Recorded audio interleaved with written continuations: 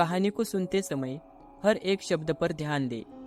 एक दिन गौतम बुद्ध के शिष्यों में से एक शिष्य ने पूछा, अच्छा गुरुदेव, क्या आप हमें बता सकते हैं कि हमें दुखी क्यों होना पड़ता है?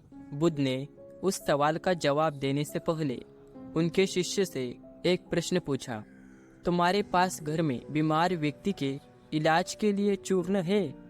एक औषधि है, अगर कोई इसे प्रयोग करके बीमारी से ठीक हो जाता है तो क्या तुम दुखी हो जाओगे?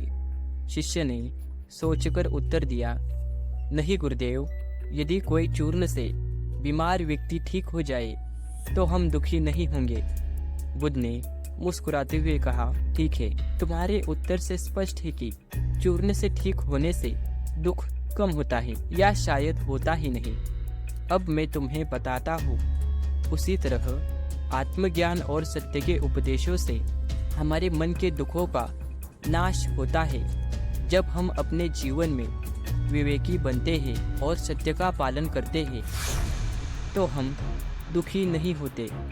गौतम बुद्ध ने शिष्य को एक कहानी सुनाई ताकि वह अच्छे से समझ सके। गौतम बुद्ध बोले, एक बार एक व्यक्ति एक खेत में जा रहा था।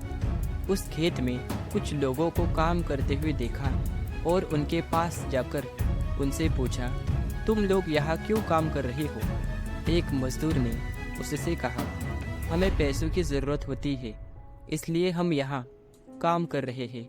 दूसरे मजदूर ने कहा, हमें खाने की ज़रूरत होती है, इसलिए हम यहाँ काम कर रहे हैं। तीसरे मजदूर ने कहा, हम अपने परिवार की सुरक्षा के लिए काम कर रहे हैं। वह व्यक्ति मुस्कुराया और बताया, मैं यहाँ खेत में इसलिए हूँ कि मैं खेत का मालिक हूँ। मेरा काम अपने खेत को संभालना है और उससे अच्छा उत्पादन प्राप्त करना है।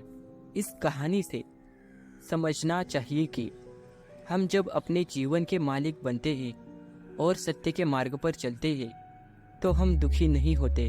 हमारे मन के दुख उस समय दूर हो जाते हैं जब हम अपने जीवन के प्रभु बनते हैं और सत्य का पालन करते हैं। उम्मीद है कि आपको यह कहानी पसंद आई होगी।